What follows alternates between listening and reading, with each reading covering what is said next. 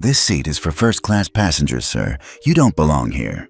That was the first thing the flight attendant said to Darius Coleman. Not hello, not, "Can I see your boarding pass?" Just that, loud enough for 2 rows to hear and sharp enough to slice through the hush of the boarding bridge at gate C-15. And just like that, the cabin tensed. Passengers paused mid-scroll. A businessman raised an eyebrow. The silence wasn't total, but it was tilted, as if the room had shifted, leaning against him. Darius didn't flinch. He didn't argue. He simply looked her in the eye and slid his boarding pass forward. What happened next cost 3 airlines $1.2 billion in ESG funding. But before we dive into how one silent response triggered a global financial backlash, tell us where you're watching from. And if you believe that respect shouldn't depend on what you're wearing, stay with us. This story didn't just rock the flight. It rewrote the rules of who gets to fly free of judgment. Now, back to Dubai International Airport, 8:02 a.m. Darius Coleman wasn't new to flights. In fact, he had logged more hours in the air than most pilots. But no matter how high he rose in business, there were always moments like this, where someone looked at his outfit and decided his name didn't belong with the other names on the list. Today, he wore a soft blue Oxford shirt, charcoal slacks, and gray sneakers. No watch, no briefcase, just a slim black backpack with no logo. To some, he looked like a startup consultant. To others, like someone who took a wrong turn into the wrong part of the plane. But to Veritas Global, he was the man who held final override access to ESG Global Sync, the central ethics and compliance system trusted by 73 airlines and 11 airport alliance. He didn't need flash, he was the standard. "Mr. Coleman?" The flight attendant, L. Spencer, according to her tag, repeated his name like she didn't believe it belonged on the pass she held. She gave a tight smile. "I'm sorry, but I'm not seeing your name on our manifest. This might be a misbooking. I booked this flight through Veritas Core Fund.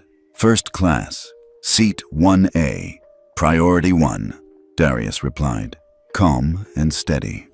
Spencer barely looked at his pass before handing it back. "Please wait in the economy cabin while we verify." "Why would I do that?" he asked, "when the issue is your system, not my ticket." Her smile faded. "Sir, I'm asking you to comply with boarding protocols." Another attendant joined her, A. Mitchell, mid-40s, holding a tablet with a loading screen that froze halfway through syncing. "Still not updating," Mitchell muttered. "He's not listed yet." Behind Darius, a white man in a tailored gray suit spoke up without looking away from his phone. "Probably printed that ticket online. Hoodie, sneakers. Guy looks like he wandered up from economy." A few people chuckled softly. Darius said nothing.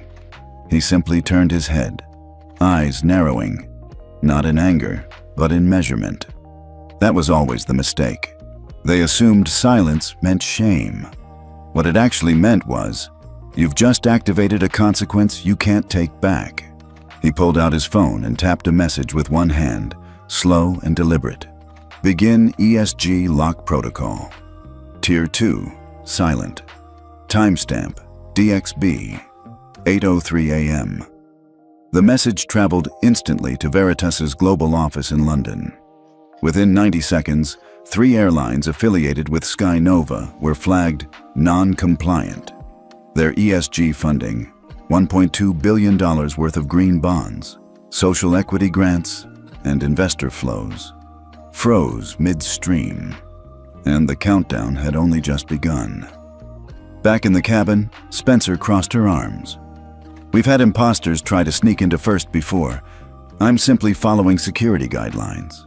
"I'm not asking for special treatment," Darius said, his voice smooth as glass. "I'm asking for fairness. You skipped ID verification. You didn't scan the pass. You made a judgment based on clothing." The businessman in the gray suit smirked. "We all know what first class looks like. No offense, but..." He didn't finish. He didn't need to. A woman seated nearby began filming. Her voice was clear and unwavering. You can see he hasn't raised his voice. He's not disruptive. He's being profiled, And if I have to be the witness for that today, so be it. Spencer paled. Mitchell looked at her tablet again. Still not updated. Darius reached into his wallet and placed a second card next to the boarding pass. A black ID card sealed in silver. ESG Global Sync. Final Authority Override. Spencer blinked. What is that? Darius didn't answer, but someone behind him did. A passenger gasped. Wait, is that Darius Coleman? The ESG guy? The guy who wrote the ethics standard FAA had to sign last year? Suddenly it wasn't about sneakers. It was about power. Quiet power that didn't need to shout. Mitchell looked at the tablet again. It just updated, he stammered. Coleman, Darius, Priority 1, 1A, verified. Spencer's jaw tensed. Darius looked at her, then at the cabin. No rage, no raised tone. Just this. Would you like me to step aside while you apologize? Or should we begin with the audit? She didn't respond.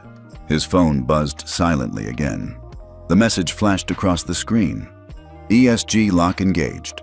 3 Sky Nova partners marked non-compliant. 1.2B frozen. Investor channels notified. EU ESG Council aware. Darius exhaled, folded his boarding pass, and took his seat in 1A. He didn't look like first class, but he had just redefined what first class had to answer to. For a few seconds after Darius sat down in seat 1A, the cabin held its breath. The hum of the engines hadn't started yet, but the tension in the air was louder than any turbine.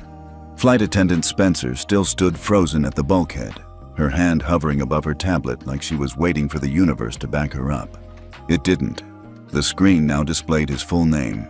Darius J. Coleman, Priority 1, Seat 1A, verified, confirmed, immutable.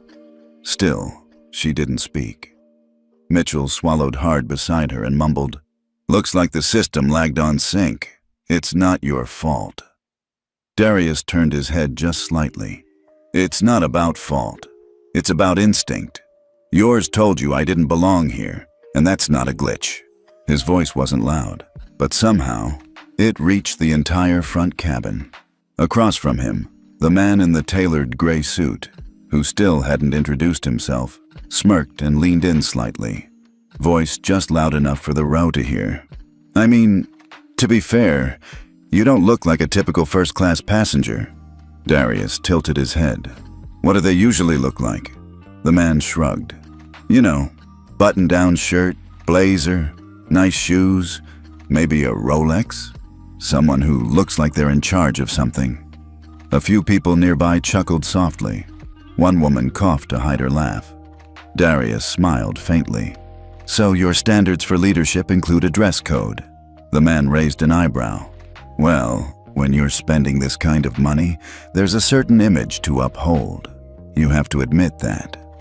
Darius leaned back in his seat, relaxed. The problem with images is that they're often shaped by people who've never been challenged to change the frame. A young woman in seat 2D, early 30s, dark brown skin, long box braids tucked behind her ears, shifted in her seat and pulled out her phone. She wasn't hiding her recording. "Name's Cameron," she said. "I document bias in public spaces for a living. And I'm telling you, this right here is a case study waiting to happen." The man turned. "Are you recording me?" She didn't blink. "I'm recording all of this. You, him, the attendants, the silence. People need to see how casual exclusion really looks." He scoffed. "This is ridiculous." "No," Cameron said. "What's ridiculous is thinking you can judge someone's right to a seat by the softness of their shoes." Spencer cleared her throat. "Let's just move forward with service. We'll be departing shortly." But the energy in the cabin had shifted again, and not in her favor. Another passenger leaned toward the aisle. "I've been flying Sky Nova for 8 years. Never seen anything like this. It's not just awkward, it's disgraceful." Mitchell tried to move the conversation along. "Would you like a pre-flight drink, sir?" Darius smiled again, gently this time. "No, thank you. I've already got everything I need." He tapped the side of his phone, silently, effortlessly. At that very moment, across the globe, A different kind of turbulence was beginning. At Veritas Core Fund HQ in London, monitors lit up with alerts. ESG Global Sync Lock engaged 3 Sky Nova partnered airlines marked non-compliant, $1.2 billion in ESG-aligned funding placed under review 4 airport alliances, auto-triggered temporary cooperation suspensions, investor trust index score dropped 12 points in under 60 seconds. Darius didn't watch any of it. He didn't need to. He'd written the system. Back on board, the door closed with a soft thud. Mitchell leaned over to whisper, "Mr. Coleman, I want to apologize. I should have spoken up sooner. When I saw her questioning you, Darius stopped him with a small gesture. "I'm not looking for apologies. I'm watching behavior." He glanced across the cabin. Spencer was now going row to row, avoiding eye contact with him, her mouth tight, her posture too rigid to be natural. He knew that posture. It wasn't remorse. It was panic in a pressed uniform. 5 years earlier, in a small private airport outside Geneva, a handler had once asked Darius, then worth just under $20 million, if he was dropping something off for a real passenger. He had smiled then too, and 2 months later, he quietly acquired the data infrastructure company that powered their scheduling system, not for revenge, for restructuring. The plane taxied slowly. Over the intercom, the captain's voice came on. "Ladies and gentlemen, this is your captain speaking. We're expecting a smooth flight this morning to Amsterdam. Flight time will be just under 7 hours. Sit back, relax, and thank you for flying with Sky Nova." The seatbelt sign pinged. Cameron leaned forward toward Darius. "You really that guy? The ESG guy?" He nodded. "I try to be." Her voice lowered. "That protocol you sent, the one that just cost them $1 billion, what's it called?" He didn't even pause. "The ethics cascade lock." She let out a low whistle. "Damn." He offered a small smile. "That's what happens when someone forgets who writes the rules." The gray suit guy suddenly sat up straighter. "Wait, you mean you froze those funds?" Darius didn't even turn. "Your concern now feels very performative." No, I mean, I didn't realize. I just assumed that I didn't belong," Darius said flatly. The man didn't respond. From the front of the cabin, Spencer's voice came faintly as she spoke with Mitchell. "Do you think he's serious? Can he actually cause that kind of damage?" Mitchell looked down at his tablet again. Sky Nova was glowing red on the compliance dashboard. He didn't answer. By the time the plane left the ground, Cameron's video had already been uploaded to 3 platforms, shared on ESG watchdog forums, and was making its way to #dignity is not a dress code on social media. And Darius?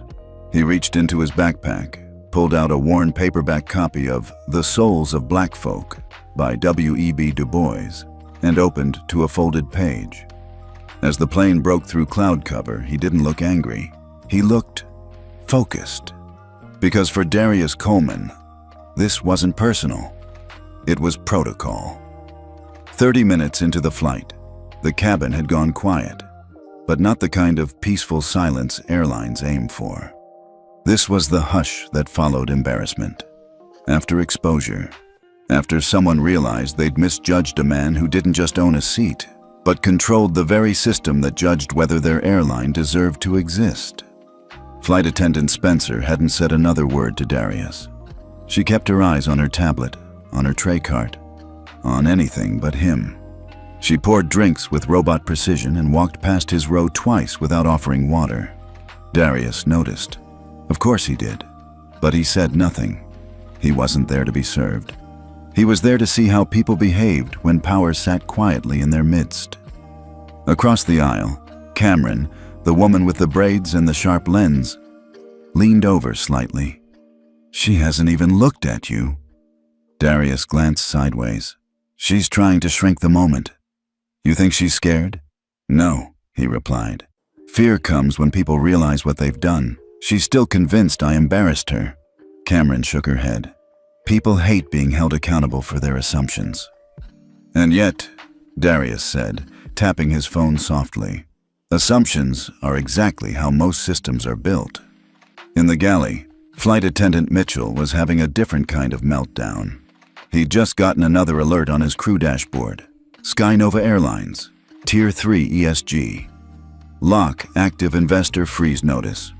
Confirmed compliance audit triggered. Pending. He stepped away from Spencer and whispered into the handset.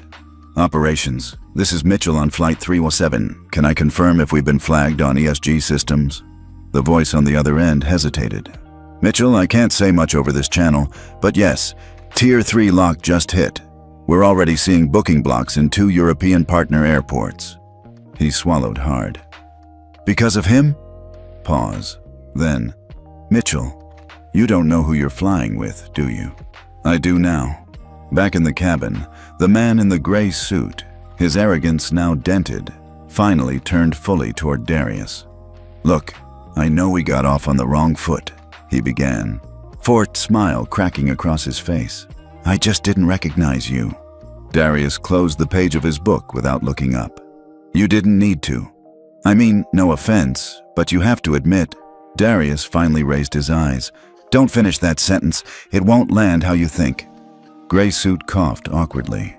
I'm just saying, if you had said something sooner, we could have avoided all this. Darius leaned back. And if your flight crew had asked before assuming, none of this would have happened. The difference is, I wasn't trying to be seen. You were trying not to. Another flight attendant, a younger man named Bryant, walked past cautiously, whispering to Spencer at the front of the cabin. He's still not asking for anything, he murmured, just sitting there. Spencer's mouth was a thin line. That's what makes it worse. Bryant frowned. What do you mean? He didn't argue, didn't shout, just let it happen, and now we look like fools. No, Bryant said quietly. You acted like fools. He just didn't stop you. Meanwhile, in London, the Veritas Core Fund Compliance Division had moved into high gear. Screens lit up in the ESG operations war room. A dozen analysts monitored cascading effects of the Tier 3 lock. 3 ESG-aligned funds initiated stop-loss protocols. $1.2 billion in ESG-tracked capital froze across accounts.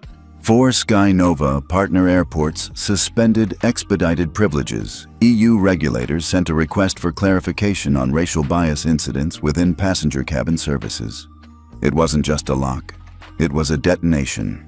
And it had only been 42 minutes since Darius had tapped send. A notification buzzed on Darius's phone. Initial fallout reports available. Tap to review. He didn't. He already knew what they'd say. Just then, Spencer returned to the front of the cabin. She paused, adjusted her posture, then finally approached Darius's row.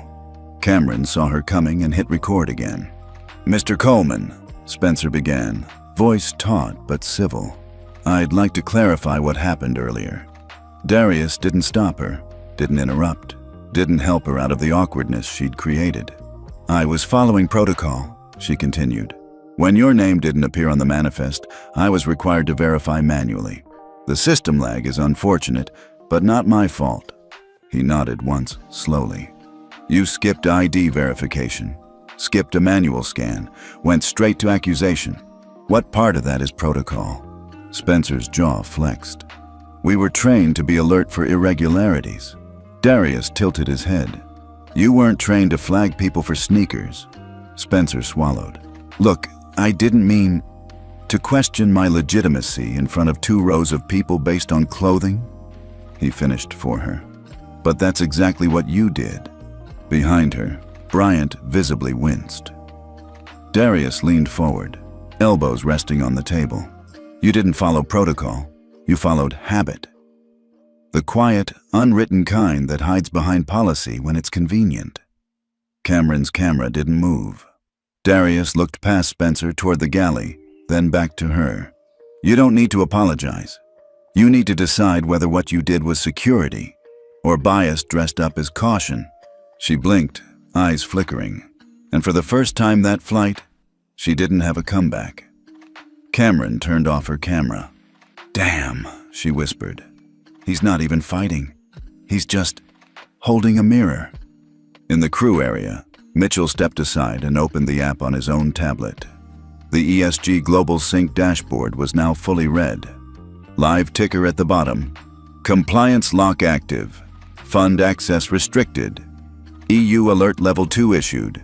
FAA review pending. He stared at the screen, then quietly said, "We're screwed." Darius finally stood up to stretch. A few heads turned. He wasn't threatening, just present. Cameron looked up at him. "You ever get tired of this? Of being underestimated?" he asked. "No. Of having to be the one who teaches people who should have known better." He smiled, just a little. "I used to. Now I just build systems that teach for me." By the second hour of the flight, it was clear something had shifted, not just in the cabin, but in the air around it. The buzz was subtle, but unmistakable. Phones lit up in first class, passengers whispering as news alerts started pouring in. Sky Nova ESG rating plummets after alleged discrimination incident. Veritas Fund activates Tier 3 lock. 1.2B, freeze confirmed. Anonymous passenger caught incident on video. Footage now viral. They didn't know who Darius was. Now the entire airline industry did. Cameron glanced at her phone again and leaned across the aisle. "Sir, your name just hit trending across 3 platforms. CEO in sneakers is going viral." Darius didn't look surprised. "I'm not here for virality," he said, quiet but firm. "But if the truth travels faster than I can, I won't stop it." She smiled. "You didn't even speak up. You just pressed send." "That's the thing," he replied, his voice smooth as ever. "Justice isn't always loud. Sometimes it just logs in." In the galley, Mitchell was pacing. Every time he looked at his tablet, another update pinged across the screen. Sky Nova gate clear access revoked at Munich and Lisbon compliance status. Downgraded from A to watch list, investor group Carbon East suspends $300 commitment. FAA and EU Commission formally request a statement from Skylight Holding Group, and the worst part? He couldn't stop it. Because the man sitting in 1A had already pulled the lever. "God," Mitchell whispered, pressing a hand to his forehead. "We're cooked." Spencer stood nearby, silent, her arms folded, jaw tight. Mitchell turned toward her. "You really thought he was faking?" "I thought he didn't belong," she said without looking up. "Not like that. What does that even mean?" "I don't know," she admitted. He didn't look like anyone I've ever seen in 1A. Mitchell didn't answer, but he thought, maybe that's the point. At that moment, Darius quietly opened his laptop and logged into the Veritas Ethics Core dashboard. His fingers moved with precision, not rage, just clarity. Internal note: DXB FLT 317 incident. Subject: passenger misclassification, public accusation, bypass of verification, protocol Tier 3. Lock engaged. 8:03 a.m. GMT verified incident via 3 passenger recordings plus onboard manifest. Suggested action: initiate ethics, cascade extension review, time to escalate. T plus 96 minutes. He paused, then added one final line. Let the record speak louder than apologies. Gray suit guy, who finally introduced himself as Doug, tried to lighten the mood again. "You know, I've worked in finance for over 20 years, he said with a chuckle that didn't reach his eyes. "Seen all kinds of shakeups, but never thought I'd be on the receiving end of one. Just for assuming someone doesn't belong." Darius looked up at him, expression unreadable. "You weren't on the receiving end. You were on the comfortable side of a pattern." Doug blinked. "What do you mean?" "You assumed wrong. And your punishment? You're embarrassed. Maybe you'll think twice next time. Maybe not. But for people like me?" Darius paused. "Wrong assumptions don't end in embarrassment. They end in arrest, expulsion, sometimes worse." Doug nodded slowly, words caught in his throat. He wasn't used to being corrected, especially not without yelling. Darius didn't need to yell. He had data. 3 rows back, a flight marshal quietly tapped his earpiece. HQ, we've confirmed ID. Passenger 1A is Coleman. Yes, that Coleman. No action needed. He's calm, not disruptive. A beat. Then he added, and respectfully, if anyone should feel unsafe, it's him. Meanwhile, on the ground, the dominoes were falling. Sky Nova's executive board had just entered emergency session. The CEO's face was flushed as an aide showed him the ESG Global Sync dashboard. I need options, he snapped. Now. There are no options, sir, the aide said flatly. You're in a Tier 3 lock. Funding's frozen. Airports are disassociating, and Veritas isn't answering. The CEO ran a hand through his hair. He's doing this to make us look bad. No, the aide replied. He's doing this so it doesn't happen again. Back in the air, Cameron turned to Darius again. So what now? You gonna sue them? Go public? Darius shook his head. Why waste time in courts when you can change the system instead? You're just gonna let this simmer? No, he said. I'm going to let it scale. He leaned forward, unzipped his backpack, and pulled out a slim case labeled PDC Draft, Passenger Dignity Compact. Cameron's eyes widened. You already had a policy ready. Darius smiled faintly. You don't wait for permission to prepare change. You write the future while they're still enforcing the past. Spencer passed by again, offering water to the row in front of Darius, but skipped his. Cameron saw it. Still playing petty, she muttered. Darius didn't even look up. Let her. She's trying to feel in control of something. That's all that's left. He returned to his screen and clicked Distribute Draft. Within seconds, PDC. Passenger Dignity Compact was officially submitted to FAA Ethics Oversight Committee, EU Civil Aviation Council, International ESG Alliance, 7 ESG investment firms with a combined portfolio of 18 blower attached, was a 90-second video from Cameron. Time-stamped, clear, undeniable. Back in the galley, Mitchell finally said aloud what no one wanted to admit. He never threatened us. Spencer turned. What? He never shouted, never cursed, didn't demand compensation. He just logged everything, silently. Spencer looked down at her shoes. He recorded us. We recorded ourselves. Darius closed his laptop. The silence in the cabin was thick again, but this time, it wasn't tension. It was realization. He glanced once more at the glass of water that never came. Didn't reach for the call button. Instead, he picked up his phone and opened the internal Veritas chat app. Begin sector-wide audit. Flag all similar cases in past 12 months. Request staff-level pattern review for attire-based reassignments. Publish anonymized metrics. Cameron whispered, That's it, huh? One call and everything moves.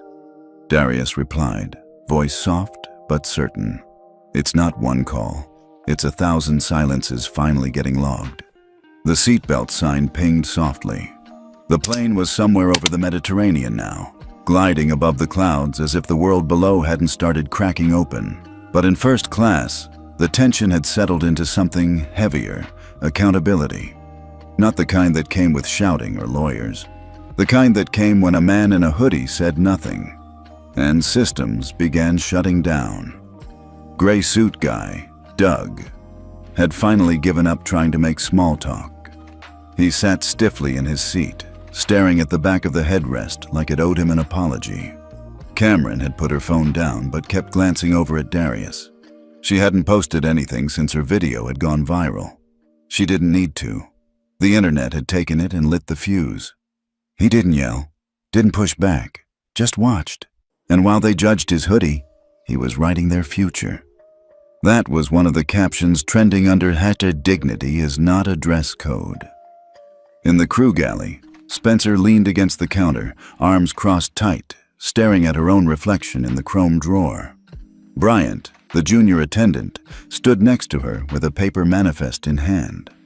You know, he said quietly, we skipped 3 steps. Verification, ID check, manual override. Spencer didn't answer. Bryant looked down. You led with doubt. Her jaw clenched. He didn't look the part. He said nothing. And that silence, that inability to defend what she had done, said everything. Up front, Darius reclined his seat just enough to relax without appearing disengaged. But his mind was moving fast. He wasn't just thinking about this flight. He was thinking about the 42 documented cases Veritas had flagged in the past 6 months. Incidents that never went viral, never made headlines. People moved, people questioned, people humiliated for not looking the part. The difference this time? He had the tools to answer back. Just then, Mitchell approached. His face was pale, jaw tight. "Mr. Coleman," he said, his voice low. "I've received a message from our operations team. They've asked me to formally apologize on behalf of the crew." Darius looked up. "You mean on behalf of the company?" Mitchell hesitated. "Yes." Darius held his gaze for a second too long. "Is that apology being recorded in your compliance log? Or just offered here for show?" Mitchell blinked. I'm not sure." "Then it's not real," Darius said calmly. "Log it, or it didn't happen." Mitchell took a breath and nodded. "I understand." Darius didn't raise his voice. He never had to. Cameron leaned forward across the aisle. "That line needs to go on a wall somewhere." He gave her a tired smile. "Maybe on the back of a boarding pass." She chuckled softly. "Can I ask you something?" "Go ahead." "Why didn't you say who you were when it first happened? You could have shut it down in seconds." Darius nodded slowly, as if he'd heard the question before. "When I was 22, he said. "I flew standby from Atlanta to DC for a job interview. Same hoodie, different shoes. When I walked up to the gate, the agent didn't look at my ticket, just at me, and said, 'Wrong line, economy's down there.'" Cameron listened, still. "I missed the flight, missed the interview, slept in the airport that night. And while I was lying on the bench, I told myself, next time this happens, I won't speak. I'll let them decide who they think I am, and then I'll show them what that mistake costs." Cameron didn't respond. What could she say to that? Darius continued, "I wasn't silent because I'm passive. I was silent because silence forces systems to speak first, and they always reveal themselves." In the back row of first class, 2 executives from a German consulting firm were quietly whispering. "I heard he sits on the ESG Global Sync Oversight Board." "No, he owns it. Final override authority. That's why this is getting serious." One of them pulled up the dashboard on their tablet. Skynova's rating was now flagged pending probation, and it was only hour 3 of a 7-hour flight. Spencer returned, this time more measured. She stood beside Darius without speaking for a long moment. "I made an assumption," she said finally. "I've done it before, if I'm being honest, but not like this." Darius looked at her. "And what made this one different?" "I got caught," she admitted. "But that's not what I regret. I regret that I didn't even think to ask. I just judged." He nodded. "And what do you think that cost you?" She glanced down at the carpet. "My job?" He paused. "Eventually, maybe. But that's not the cost I meant." She looked back up. "You cost your passengers safety. Not physical safety, emotional safety. The kind people deserve when they walk into a space they paid for. The kind you stripped away without realizing it." She swallowed hard. "I'm sorry." This time, it wasn't defensive. It wasn't performative. It was real. Darius nodded once. "Then, let's make sure the apology lands somewhere other than the air." He passed her his phone. "Speak directly to the record. Timestamp it." Spencer stared at the screen, then hit record. "My name is Lauren Spencer. I'm a flight attendant on Skynova Flight 317. At approximately 8:01 a.m., I confronted a passenger, Mr. Darius Coleman, based solely on appearance and system lag. I failed to follow verification procedures and escalated without cause.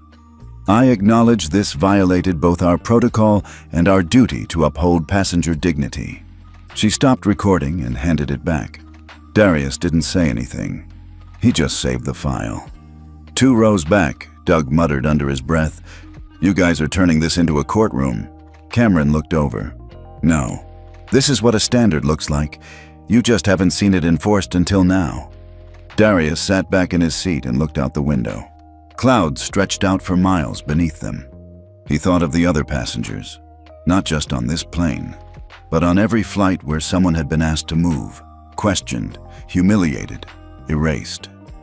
And he thought of one simple truth. It wasn't enough to win one seat. He had to change how all of them were assigned. He tapped a final command on his phone. "Publish incident number 311 scene summary to Compliance Review Board. Trigger pilot roundtable briefing for Skyfair standards. Send memo to partner airports. New ethics flag protocol effective immediately."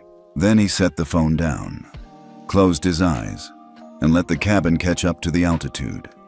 It wasn't just turbulence in the skies anymore. It was turbulence in the entire industry. By hour 5 of the flight, Darius hadn't raised his voice once, but Skynova's corporate inbox was overflowing. Their stock had slipped 3.8%, and no one in the executive boardroom could figure out how the fallout was happening this fast. Because this wasn't just about a man being denied a seat. It was about a system being denied a future. Mitchell returned to the galley, face pale, his earpiece humming non-stop. "EU Transport Commission just sent an inquiry," he muttered. "They want to know why a PDC draft was uploaded without response. And ESG Global Sync wants a full log from this flight." Bryant blinked. "You mean our flight?" Mitchell nodded slowly. "It's already flagged as a case study. Darius Coleman just made this plane a benchmark." Bryant looked back toward the first-class cabin. "We messed up, and now we're not just cleaning up a mess, we're under review." Spencer said nothing. She didn't need to. In seat 1A, Darius was still quiet, but he wasn't resting. He was engineering. On his screen was a living map of ESG fund relationships. Veritas Core, Skynova, Allied Air, Nova Reach Logistics, Crossflight Tech. He clicked a toggle. Ethics status, Skynova. Downgraded. Instantly, a cascade of auto notifications was sent to 4 major ESG funds, totaling 1.2 billion with 17 compliance officers at key partner airports, 3 independent watchdog media outlets. The screen flickered. Tier 3 lock, now extended to Allied Air and Nova Reach. That wasn't a threat. That was procedure. Cameron leaned toward him, her voice low. "You just took down 3 companies. From 36,000 feet in the air." Darius responded calmly. "I didn't take them down. I held them accountable. They just weren't ready for accountability to move at Wi-Fi speed." She whistled under her breath. "You're like a walking audit." He glanced sideways. "I'm just doing what every passenger deserves, making sure being seen isn't a liability." Meanwhile, at Skylight Holdings HQ in New York, chaos was in full swing. "We're being blacklisted from Munich, JFK, and Dubai simultaneously," an executive barked, slamming his hand on the conference table. The chief risk officer pulled up the dashboard. "All because of one incident?" The ESG compliance director, normally the quiet one, spoke up. "No, because of a pattern. He just gave the world a flashlight and turned it on." On board, Cameron opened her own inbox. One notification stood out. "Incoming call from Whitney Hale, FAA Deputy Ethics Chair." She blinked. This is either really bad or really big." Darius gave a short nod. "Take it." She accepted the call. Whitney's voice came through, crisp and direct. "Cameron Parks, your footage from Flight 317 was reviewed and authenticated. You'll be hearing from the Passenger Ethics Review Board. There may be a recommendation to install your video as part of cabin ethics training across all FAA-licensed carriers." Cameron's mouth fell open slightly. "Are you serious?" "Dead serious. And Mr. Coleman, the FAA would like to formally open discussion on adopting your Passenger Dignity Compact." Cameron looked at Darius, stunned. He just gave a single nod, like he already knew. In the back of the plane, a flight marshal casually slid a message to Spencer. A small note scribbled on a napkin. That man didn't pull rank. He pulled structure. She folded it slowly, quietly. For the first time in years, Spencer realized she wasn't losing power. She'd never understood where power came from. Doug, the finance guy in 1C, tried one more time to patch his image. He leaned toward Darius. "Look, I realize now how wrong I was. Really. But if you need help navigating the investor side of this, I've got contacts." Darius gave him a slow blink. "I appreciate the offer, but I don't need help navigating." He let that hang for a second. "I built the road you're driving on." Doug leaned back, embarrassed. He finally shut up. Cameron tilted her head. "Is this what you imagined when you started Veritas?" Darius took a breath. "Not exactly. I imagined quiet reform, training protocols, internal audits, culture shifts. And instead you got this," she said, motioning to the cabin. He nodded. "Turns out, systems only listen when the world does too." Then came the chime. Captain's voice over the PA, tense but professional. "Ladies and gentlemen, due to an unscheduled operational review at our destination gate, we'll be holding on descent pattern for approximately 20 minutes. Cameron's eyes widened. "They're stalling. The ground crew doesn't want the press seeing who's walking off this plane." Darius said nothing.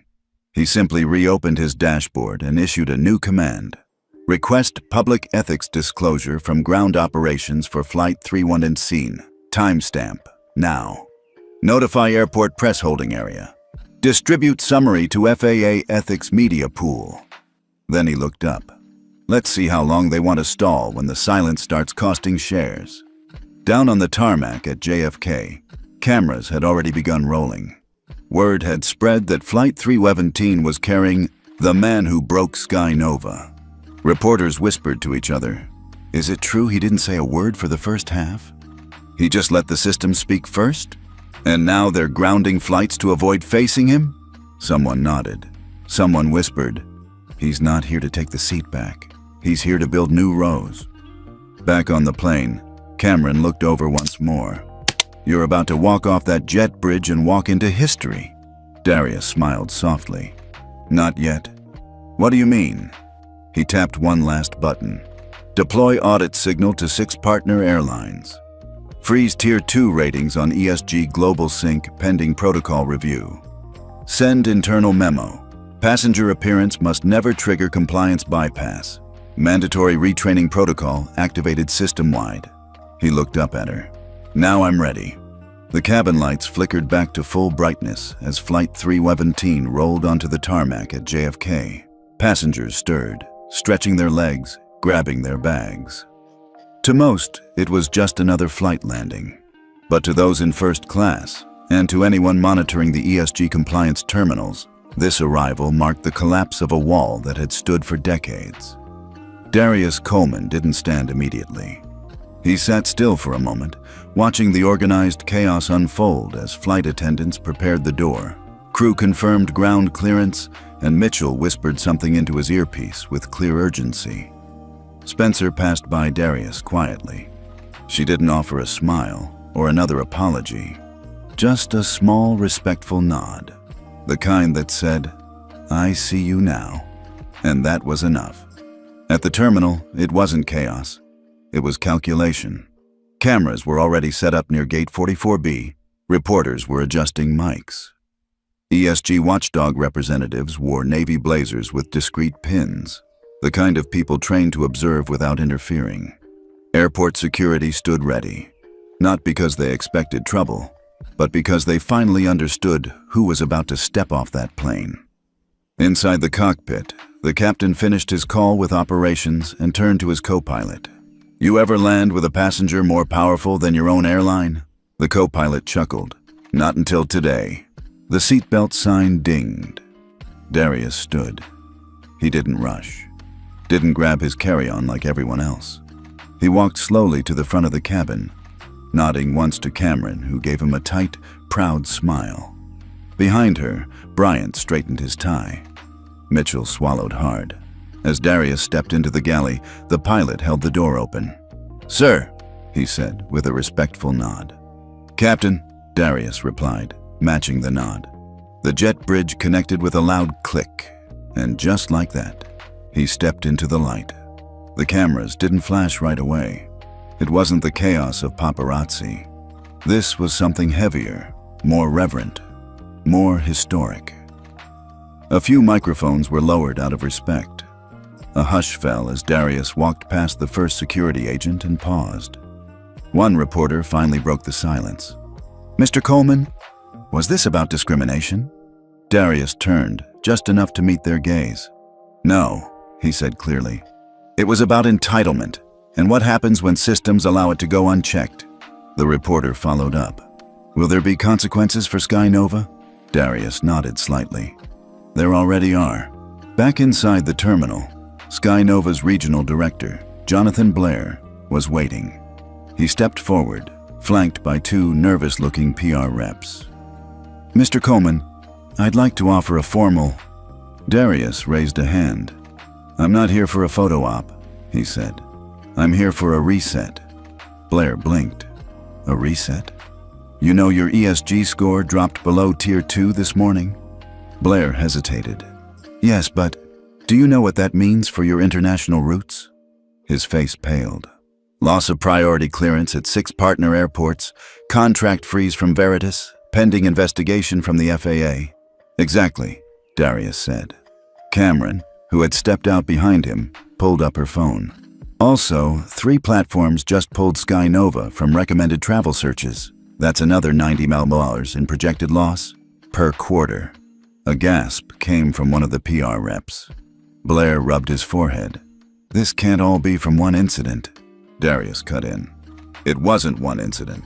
It was one reveal. One moment that cracked your entire customer trust infrastructure wide open." He stepped closer. "This isn't about me. I'll be fine. My seat will always exist because I built it." He pointed around the airport. "But thousands of people walk through places like this every day, without titles, without protection, and they get profiled, pushed, passed over." He leaned in. "This is about them." A small group of passengers had gathered off to the side, those who'd watched everything unfold in first class. A woman with a toddler, an older man in a veteran's cap, a young couple holding hands. They weren't press, they weren't staff. They were witnesses. And Darius acknowledged them with a single glance. He saw them, and they saw him. A few feet away, Cameron's phone buzzed again. This time, it was a text from the FAA Ethics Bureau. "Passenger Dignity Compact. Status, received. Internal endorsement level, high. Full interagency review, pending within 72 hours." She showed the screen to Darius.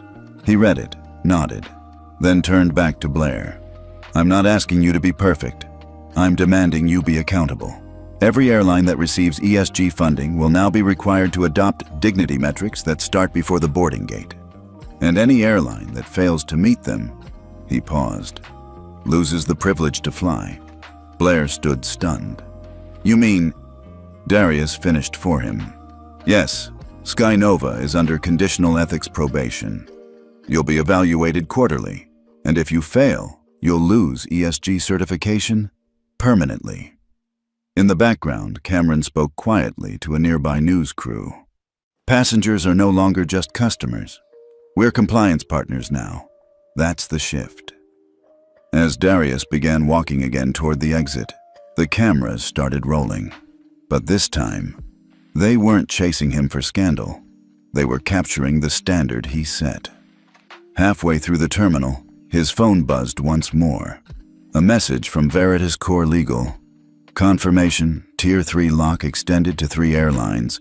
ESG funds frozen, 1.2 billion. FAA has requested Dignity Compact for joint drafting session." He smiled faintly, then looked ahead. Outside, a black car waited, not as a status symbol, but as transportation to the next boardroom. Because this wasn't over. This was just the first landing. Darius wasn't going home. Not yet. As his car pulled away from JFK, he didn't even look out the window. His eyes were locked on the Veritas Core Fund dashboard. The numbers were live, pulsing, reshuffling as compliance scores updated in real time. 3 airlines had dropped below Tier 2. 1.2 billion in ESG-aligned capital was frozen. 4 airports had issued hold notices on flight permits pending review. And this was just the beginning. He leaned back and took a breath. The adrenaline was wearing off, and what remained wasn't exhaustion. It was resolve. This wasn't about punishing an airline. This was about rewriting the terms of respect in an industry that had long profited off ignoring it. At the Veritas Core headquarters, chaos had given way to coordination. Analysts were updating ESG fund allocations minute by minute. Partners from Zurich to Singapore were dialing in. A joint alert had gone out to 73 aviation-related holdings. Dignity Compliance Phase 1 activated. Passenger First Audit Protocols launching globally. Ethics Cascade Lock in progress. Prepare for fund redistribution. At the center of it all was Darius's name. Not as a victim, as an architect. At 9:12 a.m. EST, his assistant Gina buzzed through his earpiece. Darius, we've got EU Transport on line 1, FAA General Counsel on 2, and 3 major ESG partners on hold for Tier 1 recovery questions. He didn't hesitate. Patch them through. 3 tones clicked, then silence. And then, Mr. Coleman, the EU rep began. We've reviewed your passenger dignity compact. This has the potential to become a benchmark across aviation. But you understand what you're asking for, yes? I do, Darius replied. You're asking us to make ethics the new clearance criteria. Darius smiled slightly. No, I'm reminding you that it always should have been. Across the Atlantic, ESG investors were panicking. Calls poured in. What does Tier 3 lock really mean? Are we losing compliance access in North America? Why didn't anyone see this coming? Who is Darius Coleman? But one voice answered calmly. Simone Bradshaw, the lead strategist behind ESG Global Sync, and Darius's longtime ally. He's not a disruptor, she told them. He's a restorer. And if your companies don't meet these new dignity baselines, you're going to find yourselves priced out of the future. Meanwhile, on the ground at JFK, the ripples continued. 2 whistleblowers from SkyNova's cabin crew division emailed Cameron directly. We've seen this behavior for years, but when we spoke up, we got demoted. What you filmed changed everything. Thank you. Cameron blinked. She hadn't expected this.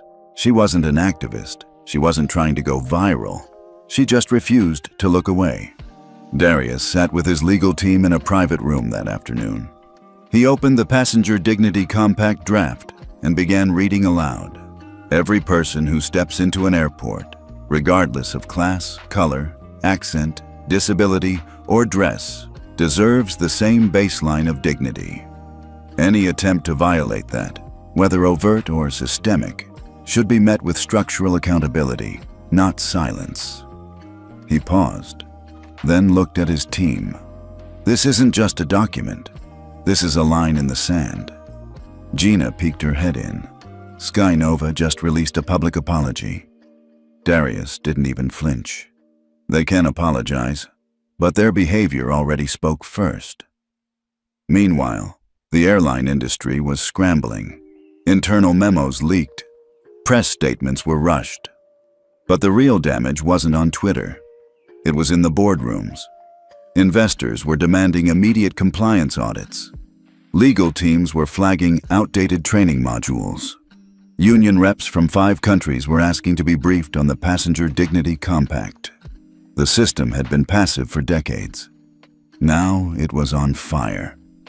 That evening, Darius walked into the Veritas Core auditorium. Press from every major outlet had gathered.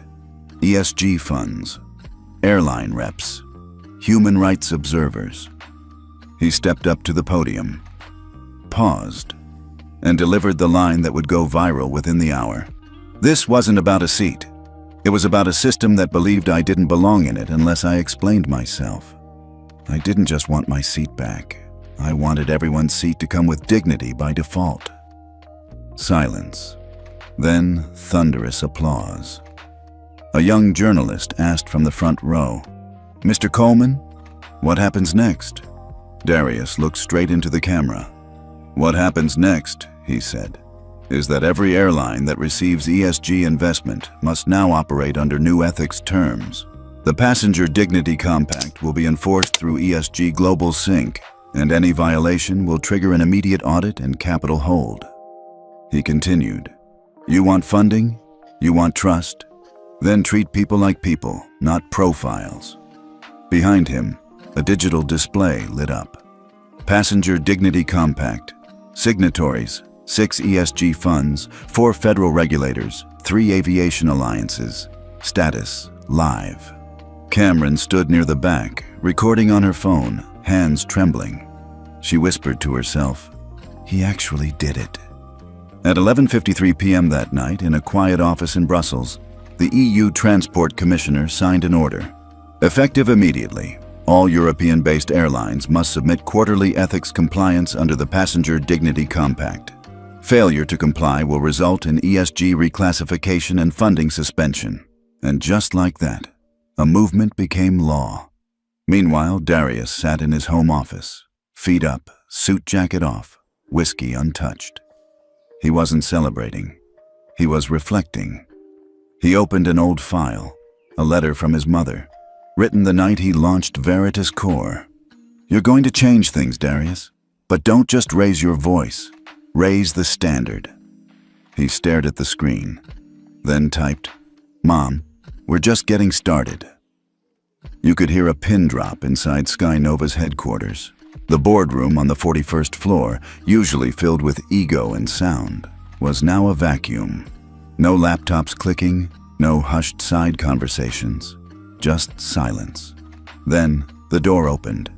CEO Bradley Whitmore walked in, late and not alone.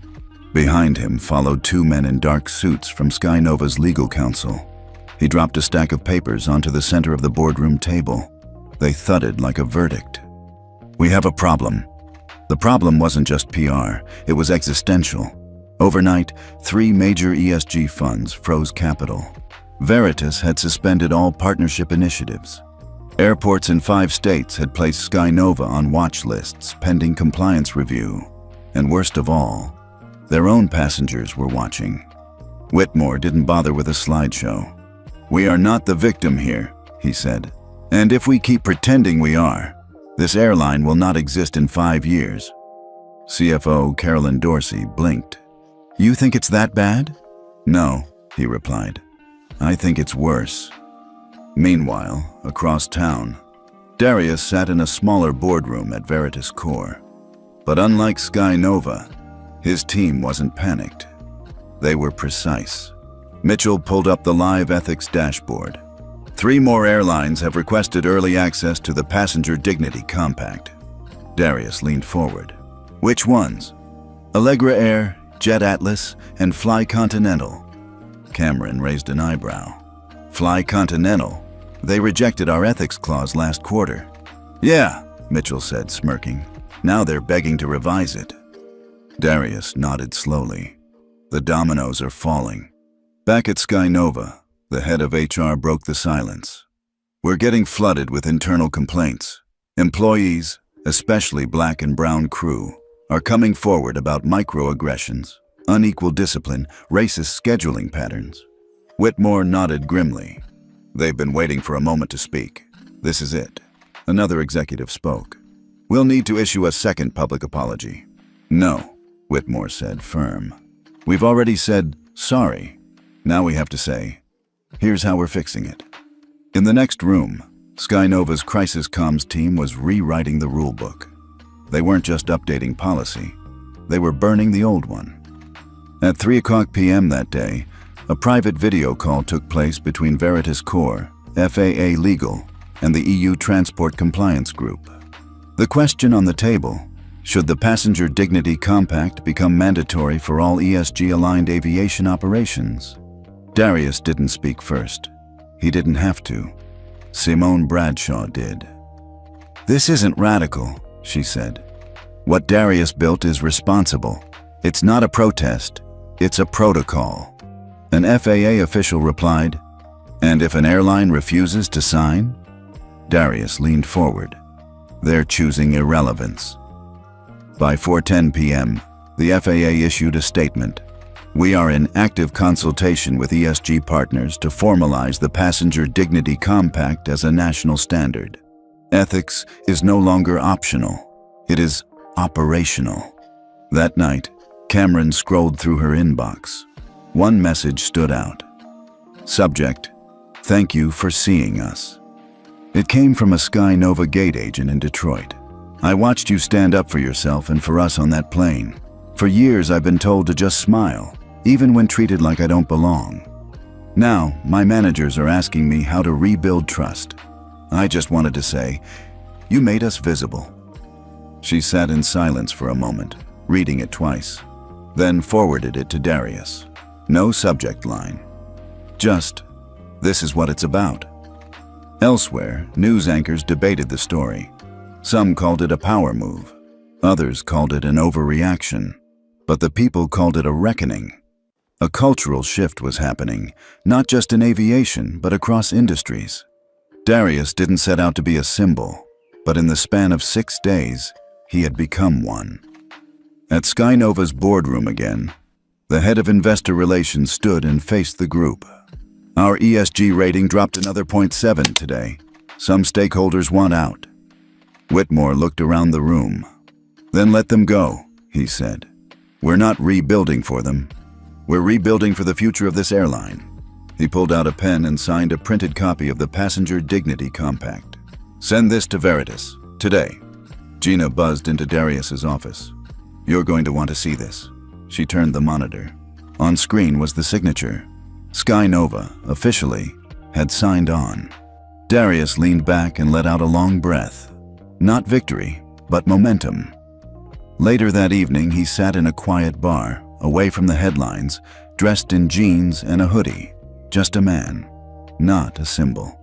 The bartender, a middle-aged woman with kind eyes, brought him a glass of ginger ale. You look like you've had a week, she said. He chuckled. You don't know the half of it. She raised an eyebrow. You that guy on TV? He shrugged. Some days. She leaned in. Well, whatever you did, keep doing it. My daughter flies for Jet Atlas. She said they're finally letting crew report abuse without fear of losing their jobs. He looked up. Seriously? She nodded. Said it started yesterday. Some new rule they're calling the Dignity Protocol. Darius stared into his drink, then said, mostly to himself, this was never just about a seat. The conference room at the Veritas Global ESG Summit wasn't just full, it was pressurized. Seated around the oval table were the heads of 7 major ESG funds, 2 International Airport Consortium directors, 3 FAA representatives, 1 observer from the EU Transport Commission, and Darius Coleman. There were no cameras, no media, just power in its purest, quietest form. On the wall behind Darius was a single phrase projected in bold white letters: the Passenger Dignity Compact, an ethics-based framework for aviation funding and certification. Darius rose from his seat, looked each of them in the eye, and said, the airlines aren't going to change unless we change the incentives. The money has always had strings attached. We're just rewriting what the strings should be. A silence settled. Then Simone Bradshaw spoke, measured, deliberate. We have $4.2 billion in open ESG aviation funding across North America and the EU. If we all commit to conditioning that capital on compliance with the Dignity Compact, it becomes law overnight. Soft law, but binding through economics. An airport consortium chair raised his hand. What if the airlines push back? What if they sue? Darius didn't blink. Then let them explain to the public why dignity was too expensive. At that moment, a young executive assistant slipped into the room and handed a phone to FAA Deputy Director Ruiz. She read the screen. Her eyes widened. Then she stood. I just received confirmation. Sky Nova has not only signed the compact, they've terminated 3 senior staff and launched an internal ethics audit. And, get this, they've invited Veritas to embed observers in their reform committee. The room shifted. So did the momentum. Meanwhile, across the country, Cameron was back at her day job. Well, sort of. Her inbox was flooded with interview requests, brand offers, even political organizers trying to draft her into public advocacy. She'd ignored most of them, except one. A school principal from her old neighborhood in Chicago had invited her to speak to a group of high school seniors, not as a hero, but as a witness. Back in the summit room, pens were being passed. 7 ESG executives leaned forward. One by one, they signed the compact. The Veritas watermark glowed faintly at the bottom of each page.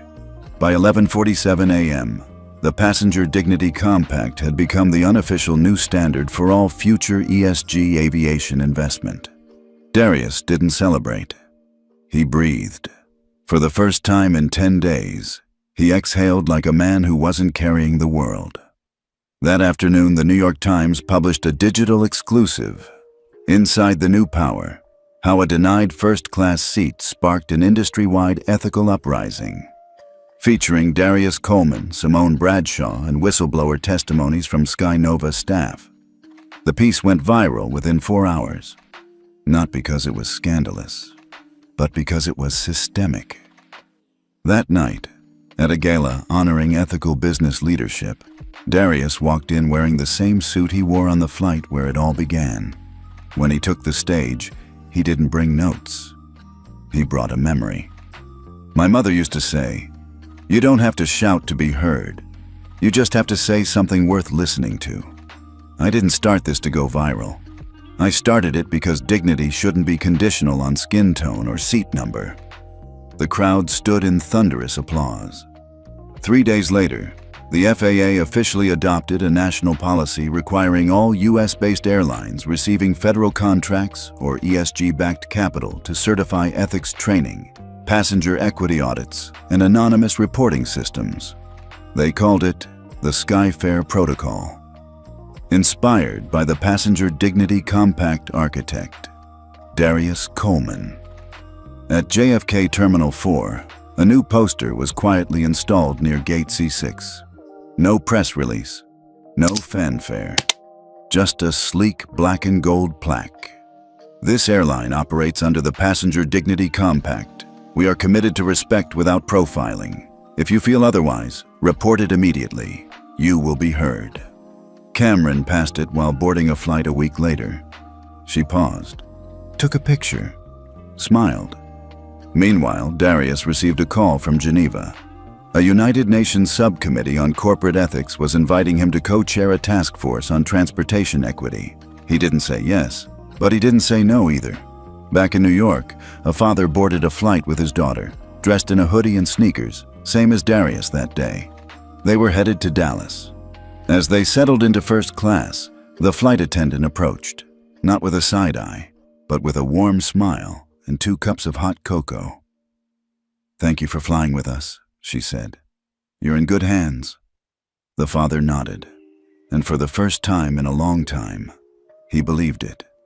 It had been 11 days since the flight. 11 days since Darius Coleman, CEO, investor, and quiet giant of ESG reform, had been told by someone half his age and none of his experience that he didn't look like a first-class passenger.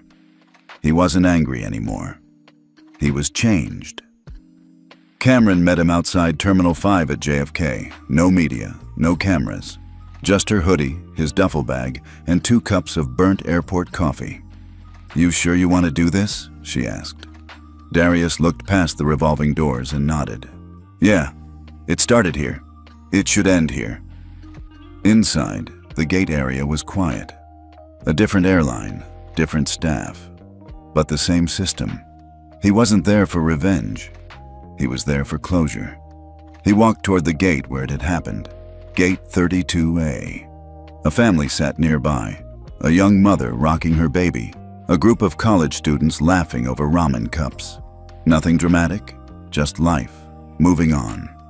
But this time, something different caught his eye. A new placard on the gate agent's podium. Small, subtle, but unmistakable. Passenger Dignity Compact Certified Carrier Report Profiling. Anonymous. Instant. No retaliation. He almost smiled. Almost. Mr. Coleman? He turned. A woman in uniform stood there, maybe late 30s. Polite, but nervous. I just wanted to say thank you. I was crew on a sister flight the same day as your incident. After everything that happened, our airline brought in new trainers, real ones, diverse ones. She paused, then added, "We finally feel seen and protected." He nodded. "You're the ones who deserve that first." Later that evening, Cameron posted a photo, just a quiet shot of Gate 32A, with Darius standing alone, reading the sign. No hashtags, no filters, no agenda, just a caption. He didn't burn it down. He built something better. That same night, across the country, a 9-year-old boy named Elijah watched a clip of Darius speaking at the gala. He turned to his mom, eyes wide. "Mom, when I grow up, I want to own a plane." She laughed. "You mean be a pilot?" "No, I mean own the plane, like him." Elsewhere, in a law school class at Howard University, a professor played footage of the FAA's policy rollout and asked her students, "What does structural accountability look like in real time?" A student in the back raised her hand and answered, "It looks like a denied seat becoming a global ethics charter." The ripples kept spreading.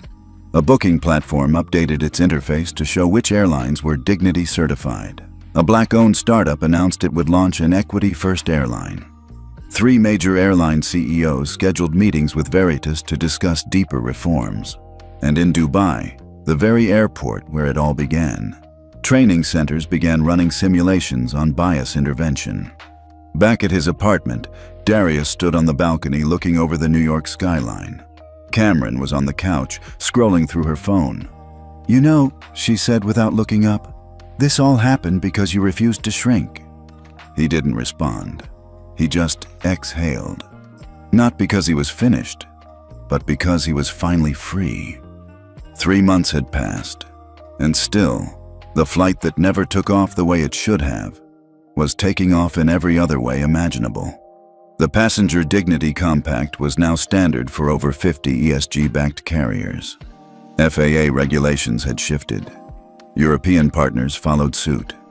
Airports updated signage. Anonymous reporting platforms were being rolled out from Atlanta to Amsterdam. But Darius?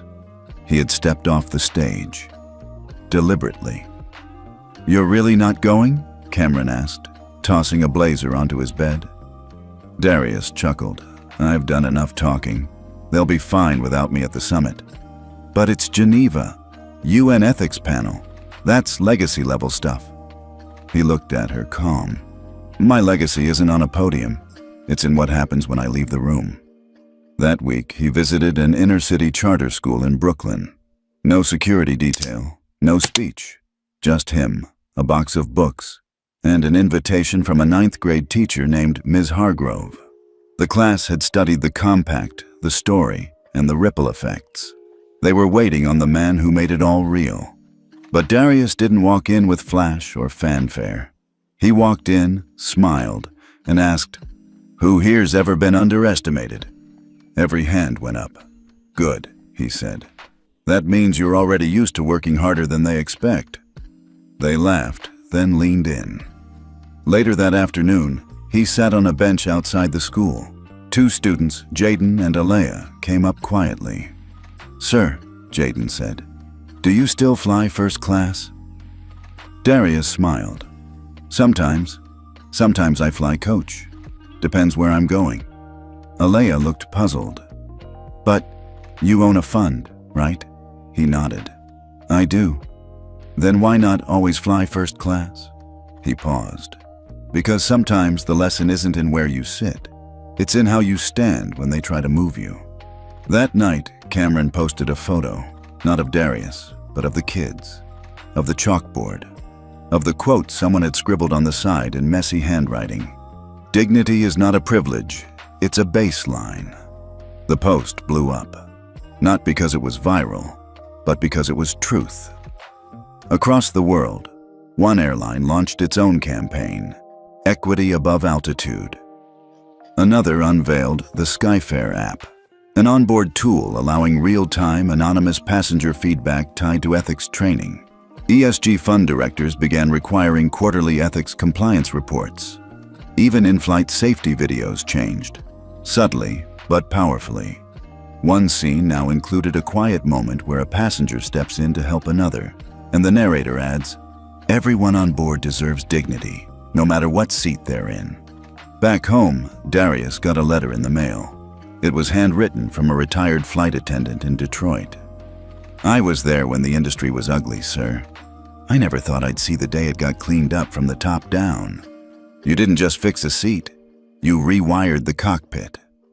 He kept that letter, not for the praise, but because it came from someone who'd served quietly for decades, just like him. In late spring, Veritas Core Fund quietly announced its next initiative, Project Clear, an aviation certification platform co-created with civil rights groups, airport unions, and ethics engineers. Its motto? Compliance is good, conscience is better. On a quiet Sunday morning, Darius walked into the Veritas office, now mostly run by a new generation. He greeted the team, grabbed a coffee, and made his way to the rooftop. Below, planes crossed the skyline. Above, the city pulsed.